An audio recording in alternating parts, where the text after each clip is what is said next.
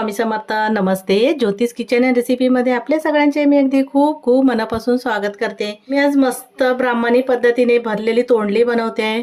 त्यासाठी इथे बघा 1/2 किलो तोंडली घेतली आहे, धुवून घेतली मी. आणि आता ही तोंडली पहिलं कापून घेते. मी काढून घेते एक पाटावरती आणि ह्या भांड्यामध्ये थोडं पाणी घेऊन घेते. ते तोंडलीचे दोन्ही भाग इकडे देठाचा आणि हे काढून टाकते आणि चिरा लावून घेते. अशी कवळी बघून घ्यायची तोंडली आणि हे पाण्यामध्ये ठेवते, कारण त्याचा चीक असतो ना तो निघायला पाहिजे. त्याच्यामुळे इथे बघा हे असं मी सर्व तोंडली आता कापून घेते. फक्त खालीपर्यंत जायला नाही पाहिजे. आणि अशी गोलवाली तोंडली असतात ना तोंड, तेच अशी घ्यायची. छान वाटतं ती भरायला आणि अशी खायला पण चवीला. ते लांबट असतात ना ते थोडे भरायला होत नाही. असली अशी घ्यायची जाडी बघून थोडीशी, म्हणजे पिकलेली नाही पाहिजे, बिया नाही पाहिजे थोडंसं. आता इथे मी सर्व ही तोंडली कापून घेते. इथे मी सर्व तोंडली कापून घेतली आणि पाण्यामध्ये ठेवून दिली आहे.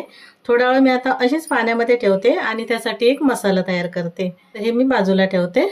इथे मसाला तयार करण्यासाठी बघा इथे ओलं खोबरं घेतलंय. ओलं घ्या, सुकं घ्या, कुठचंही चालेल. आणि जसं तोंडली असेल त्याप्रमाणे तुम्ही घ्या. मी इथे ओलं खोबरं घेतलंय. 1 मोठा चमचा धने घेतले आहेत, अर्धा चमचा जिरं घेतलं आणि 1 मोठा चमचा भरून तीळ घेतले. तर आता हे पहिलं भाजून घेते मी. इथे गॅसवर मी तवा ठेवलाय आणि त्यामध्ये धने घालून घेते. हलकेसे भाजून घ्यायचे, जास्त पण नाही. गॅस मध्यम करते आणि भाजून घेते. इथे धने मी 1 ते अर्धा मिनिट फक्त परतून घेतलेत आणि त्यामध्ये आता हे जिरं पण घालते आणि तीळ. आता हे सर्व भाजून घेते. तीळ पण थोडेसे चांगले भाजले गेले पाहिजे. इथे धने, बडीशोप आणि तीळ भाजले गेले आहेत. जास्त पण नाही भाजायचे, थोडेसे आपल्याला भाजून घ्यायचे. तर इथे मी हे काढून घेते एका प्लेटमध्ये. इथे धने काढून घेतले आणि जे ओलं खोबरं आहे ना ते घालते. थोडंसं सुकं खोबरं आहे सोबत घातलं ना तरी चालेल. आता इथे तोंडली कमी आहे त्याच्यामुळे मी खोबरं कमी घेतलंय. तर जास्त असेल भाजी तर थोडंसं मसाला जास्त काढून घ्या. इथे आता खोबरं पण मी थोडंसं हलकंसं भाजून घेते, जास्त पण नाही लाल करून घ्यायचंय. इथे आता खोबरं पण हलकासा तांबूस रंग आलाय, तर मी गॅस बंद करते आणि खोबरं पण काढून थंड करून घेते. इथे मी मिक्सरचं भांडं घेतलंय, छोटंवालं भांडं घेतलंय. धने, जिरा आणि तीळ घालून घेतलेत आणि जे खोबरं भाजून घेतलेलं ना थंड करून घेतलंय ते पण घालून घेते. सर्व खोबरं घातलं. आता मी पाणी न घालता हे वाटून घेते. मी इथे मसाला वाटून घेतलाय, पाणी घातलं नाहीये. आणि हे एका प्लेटमध्ये मी काढून घेते. इथे मी मसाला एका प्लेटमध्ये काढून घेतला. आता इथे मी हे भाजलेलं शेंगदाण्याचं कूट आहे ते 2 चमचे घालून घेते. 2 चमचेभर आहे. तो पण 1 ते मोठा चमचा आहे, थोडं म्हणजे तेवढा 1.5 चमचा आहे. तर सर्व घालते मी 1.5 चमचा भरून. लाल तिखट घालायचं आवडीप्रमाणे, जसं तिखट तुम्हाला लागेल तसं. मी 1 चमचाच घालते थोडंसं. इथे लाल तिखट घालून घेतलं. आता मीठ घालायचं, जेवढं भाजीला आताच घालून घ्यायचं सर्व, जेवढं लागेल त्याप्रमाणे. इथे थोडासा गूळ घेतलाय मी, तो पण घालून घेते. थोडंसं तिखट आणि असं छान वाटते चव. इथे गूळ घालून घेतलं. 1 चमचाभर मी तेल घालून घेते आणि इथे मी चिंच भिजत घातली. थोडंसं चिंचेचं पाणी घालून घेते.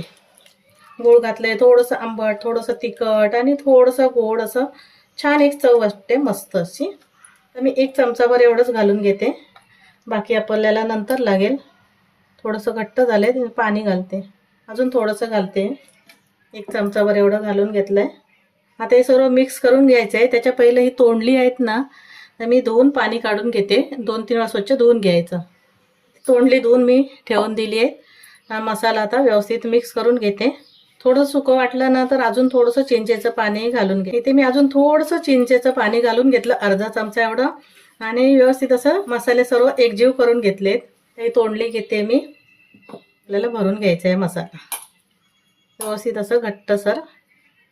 थोडंसं दाबून घेते मी भरून असं आणि ते बाजूला ठेवते. मसाला थोडंसं असं दाबून भरायचा. असं पण सर्व मसाला तो राहत नाही, शिजल्यानंतर थोडं निघतोच तो बाहेर, पण थोडं दाबून भरला तर थोडा राहतो असा. छान वाटते ही रेसिपी एकदम, भरली तोंडली खायला.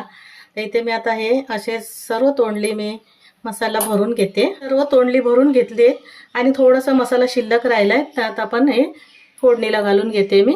तोंडली फोडणीला घालायसाठी मी इथे कुकरमध्ये शिजवते. गॅस जर त्याच्यामध्ये शिजवलं ना कढईमध्ये वगैरे तर तोंडली शिजायला थोडासा वेळ लागतो, त्याच्यामुळे मी कुकरमध्ये करते. 1 चमचाभर मोठा चमचा थोडंसं तेल ह्याला जास्त लागतं.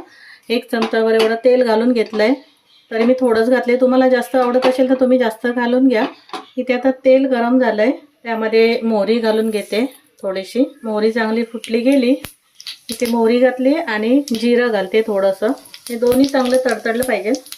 हिंग घालते, हळद घालून घेतले, जरासं परतून घेते आणि हा जो राहिलेला मसाला आहे ना तो घालते. गॅस कमी करायचा आहे. मसाला थोडासा परतून घेते तेलावरती. इथे मसाला एखादा मिनिट फक्त परतून घेतला, नाहीतर करपेल तर. आणि जी तोंडली होती ना ती घालून घेते. गॅस कमीच ठेवायचा आहे, तर मसाला करपला जातो. आता ही तोंडली परतून घेते 1-2 मिनटं अशीच. तोपर्यंत गॅसवर ना पाणी गरम करत ठेवायचं बाजूला. मी गरम पाणी घालते. एखादं ते 1-2 मिनटे असे परतून घेते. इथे मी तोंडली परतून घेतली, तोपर्यंत इथे पाणी पण गरम झालंय. आणि थोडंसं मी ना इथे चिंचेचं पाणी घालून घेते, अजून थोडंसं, नंतर पाणी घालते.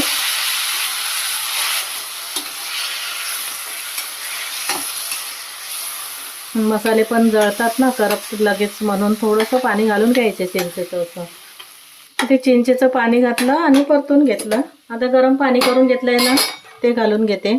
जास्त पण नाही, अर्धा ग्लास एवढं, इतपत रस्सेवाली तुम्हाला पाहिजे त्याप्रमाणे. आता थोडासा गॅस मी मध्यम करते, कमी केलेला. ते पाणी घातलं, थोडीशी कोथिंबीर घालून घेते. 1 उकळी आली आहे. आता मी कुकरचं झाकण लावून घेते आणि मध्यम गॅसवर आहे ना मी 1 शिटी करून घेते. ह्या कुकरमध्ये 1 शिटीमध्ये शिजलं जातं, त्याच्यामुळे मी 1 शिटी करते. जर तुम्हाला वाटलं तर 2 शिट्या मग करून घ्या. इथे आता मी 1 शिटी करून घेते. इथे मी 1 शिटी करून घेतली आणि 5 मिनिटं फक्त कमी गॅसवर ठेवलं आणि गॅस बंद करून घेतलाय. आता मी खोलून घेते कुकर, परत एकदा ढवळून घेते. बघायचं जर नाही शिजली ना तर थोडा वेळ अशीच आपण. इथे आता शिजली गेली आहेत बघा, आणि मस्त अशी आपली ग्रेव्ही असा तयार झाली आहे. दाखवते मी तोडून. छान अशी शिजली गेली आहे तोंडली. इथे आता मी काढून घेते. इथे आपली मस्त अशी भरलेली तोंडली तयार झाली आहे. वरून थोडीशी मी कोथिंबीर घालून घेते. आणि कुकरमध्ये शिजवलं ना की पटकन अशी शिजली जातात तोंडली. तर तुम्हाला माझी रेसिपी आवडली असेल तर लाईक करा, शेअर करा आणि सबस्क्राईब करा. पुन्हा भेटू आपण अशाच एका नवीन रेसिपीसोबत. थँक्यू, धन्यवाद.